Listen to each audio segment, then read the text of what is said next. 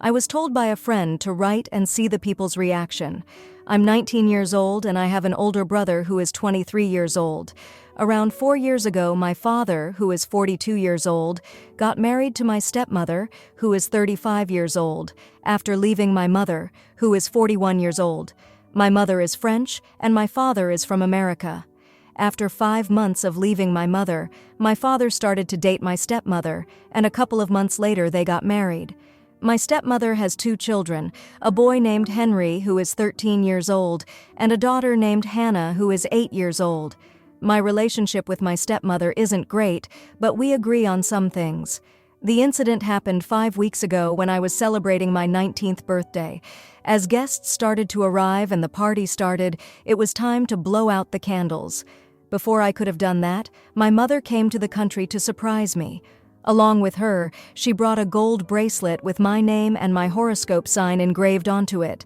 My stepsister saw the bracelet and immediately wanted it, but my stepmother told her no. I noted that she has a habit of wanting and taking things that didn't belong to her, and her mother encouraged her behavior. I spoke to my father about it, and I even threatened him that I would move to France and live with my mother if it didn't stop. After blowing out the candles, she came up to me and asked for it. I told her no, but I was stupid and left it on the table with the other gifts. Later into the night, I heard my mother shouting. I went to see what was happening. It was my mother and my stepmother arguing, and behind my stepmother was my stepsister with the bracelet around her hand. A moment later, my father came and tried to calm both of them down. As both my mother and I pointed out that my stepsister took the bracelet, even after I told her no, my father told my stepsister to hand it over. But she threw a tantrum and tried running away. I grabbed her hand and pulled the bracelet off in a flash of a second. My stepmother pushed and slapped me for grabbing her daughter. I would admit that when I grabbed her, I did squeeze her tightly. In the heat of the moment, I slapped back my stepmother as my father yelled at me for hitting my stepmother. Soon after, basically everyone had heard the commotion, while my stepmother cried at the top of her lungs and said that I slapped her. My stepbrother started to argue, but soon calmed down after my brother and a couple of cousins on my father's side spoke to him. I left the party with my mother and brother. I spent 2 days at my mother's hotel before she left. When I got back home, my stepmother and her children didn't say a word to me, only throwing hints at me. And my father hardly spoke to me due to me not apologizing. But a week after the incident, I started to get texts and calls from my stepmother's family, saying how I'm a horrible person for hitting my stepmother. It got annoying, and I complained to my father, but he hasn't told my stepmother anything, to my knowledge. And they started sending photos of me that they edited and wrote "woman beater," which caused me to delete my social media accounts and create different ones. I know hitting women is wrong, and I don't encourage it, but, in my point of view, she hit me first, and I got angry. But I'm considering apologizing to her and getting over the entire issue. But what should I do? I'm looking forward to spending the holidays with my mother, but I will keep you all up with any updates. So, am I the idiot? Now, for a few comments before the update. Comment 1. I'd fight my father right after I slapped my stepmother if this happened to me. If your father is okay with your stepmother hitting you but is mad you hit back, he is on her side. I would go to France, my man. Comment 2. Not the idiot. If you can go live with your mother. Your dad was okay with his wife hitting his child, but not when the child defended himself.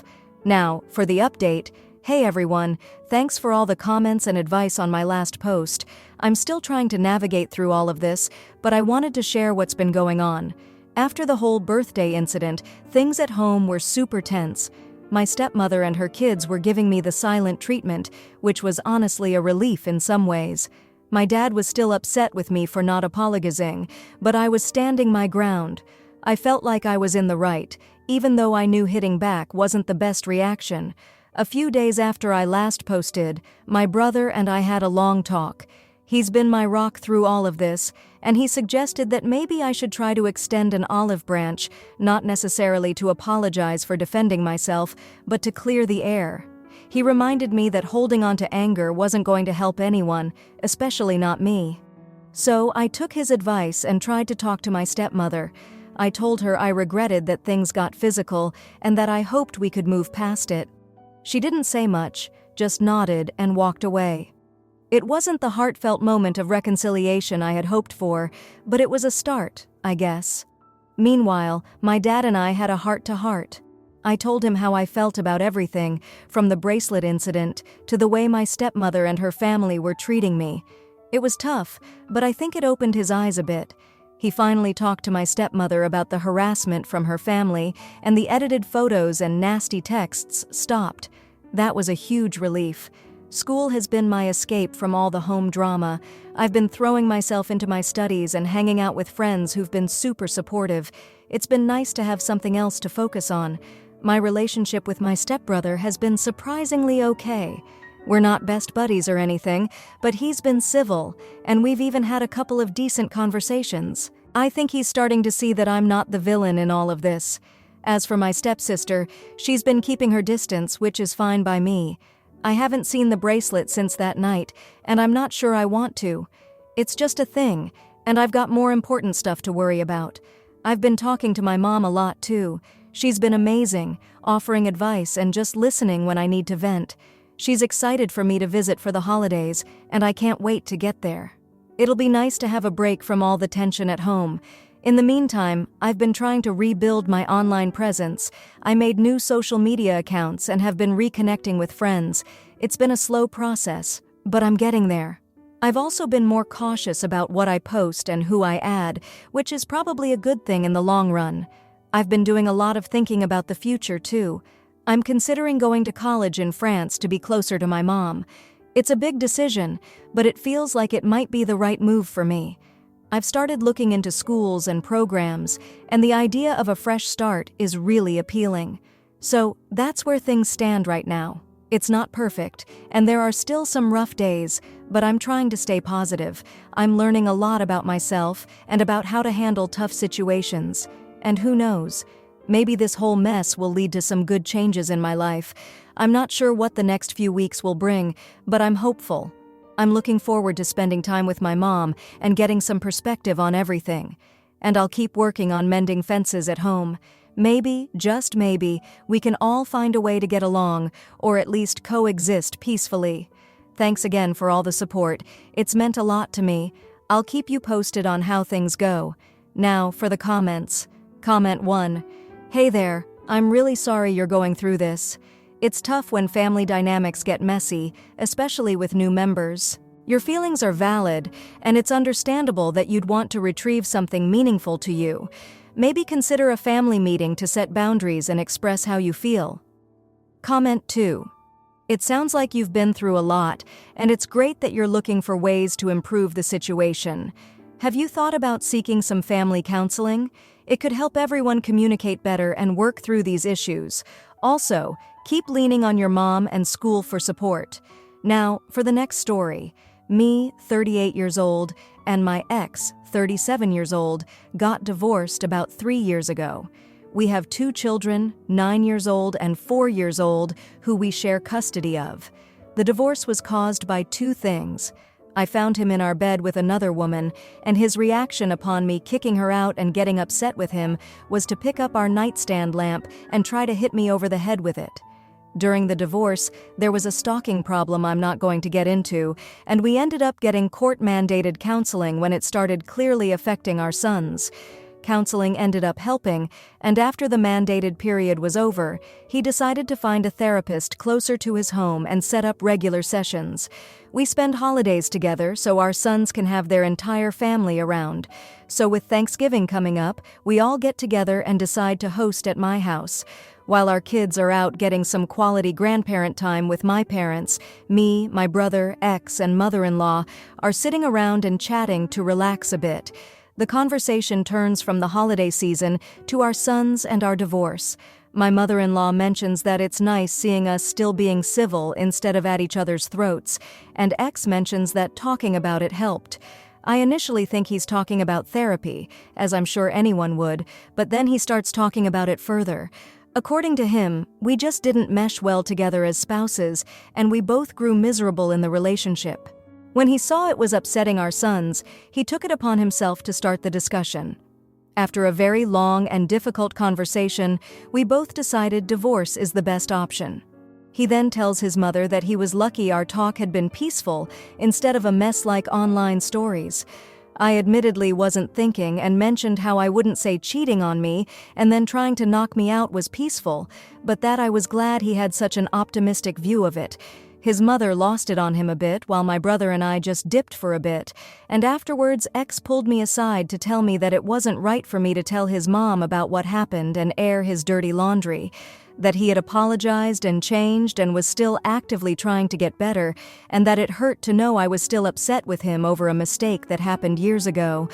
My brother said that he understood where I was coming from and agrees with me, but that it was a bit of a weenie move to tell his mom during a holiday instead of simply pulling him aside and talking to him about it, especially since we'd all be under the same roof for a few days. No one told my parents or the kids what happened when they finally got back, but I'm not naive enough to believe they haven't noticed that something had happened. Now, for a few comments before the update. Comment 1, not the idiot. Tell fragile ego X and dainty feelings bro to shut the F up.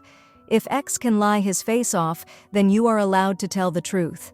Tell them both to go get their Iron Man underwear and put them on. Comment 2. I wonder what would have happened if he managed to knock you out. Nothing good comes to mind. You are a much more forgiving person than I am. Not the idiot. His family should know how he really is. Now, for the update. So, it's been 2 weeks since the Thanksgiving incident, and things have been, well, interesting. After the whole blow-up, everyone tried to keep the holiday spirit alive, but you could cut the tension with a knife. The kids, bless their hearts, were none the wiser, happily munching on turkey and pie, oblivious to the undercurrents swirling around the adults' table. The day after Thanksgiving, my ex decided to take the kids out for a movie, probably to give everyone some space. I spent the day cleaning up and reflecting on everything that had happened. I couldn't shake the feeling that I'd opened Pandora's box by bringing up the past in front of his mom.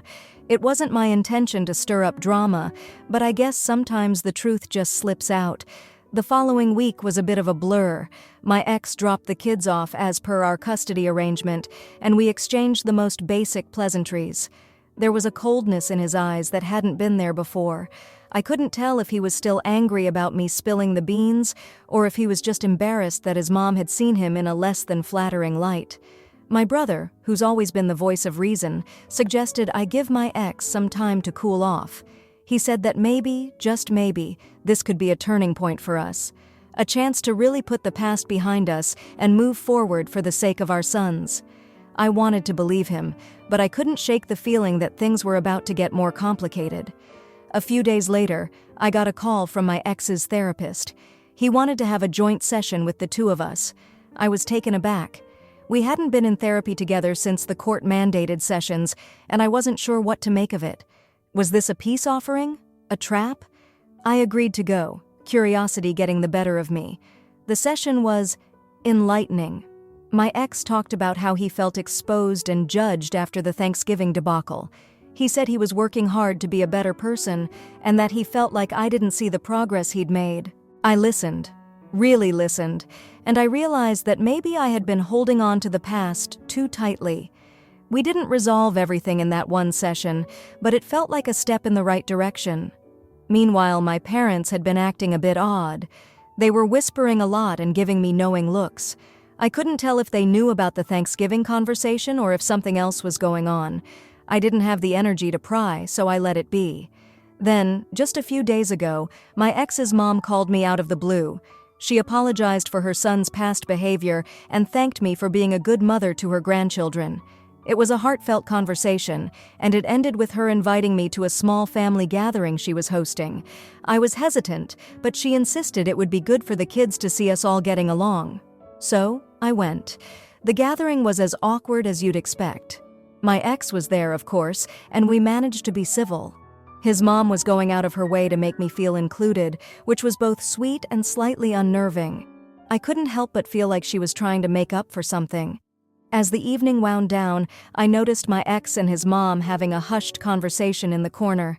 They both kept glancing my way, and I couldn't shake the feeling that they were talking about me. Before I could muster up the courage to ask what was going on, my youngest son tugged at my sleeve, asking to go home because he was tired. We said our goodbyes, and as we left, I saw my ex's mom slip a small envelope into my purse. I didn't get a chance to look at it until after I'd put the kids to bed. Inside was a note that read, "We need to talk about him. Alone. Please call me." My mind raced with possibilities. What did she want to talk about? What was so important that it couldn't be said in front of everyone else? I haven't called her yet. Part of me is scared of what she might say. The rest of me is dying to know. It's like I'm standing at the edge of a cliff, and I'm not sure if I'm ready to jump. But one thing's for sure, I can't shake the feeling that whatever she has to say, it's going to change everything. Now, for the comments. Comment 1. Oh man, this takes me back to my cousin's divorce drama. She had a similar blowout with her ex's family at a reunion. It's like walking on eggshells, right? I think it's great you're trying to keep things civil for the kids, but sometimes you gotta air out the dirty laundry to move on. Comment 2. All right, Sherlock Holmes, looks like you've got a mystery note on your hands. I'd say go for the chat with the ex-mom-in-law. Could be she's got some juicy gossip or a peace offering. Just don't expect a treasure map or a secret family recipe in that note. If you liked this video, you'll probably like these too. Also, while you're here, please consider subscribing. It's your support that keeps this channel alive and allows me to make better and longer videos. Have a great day.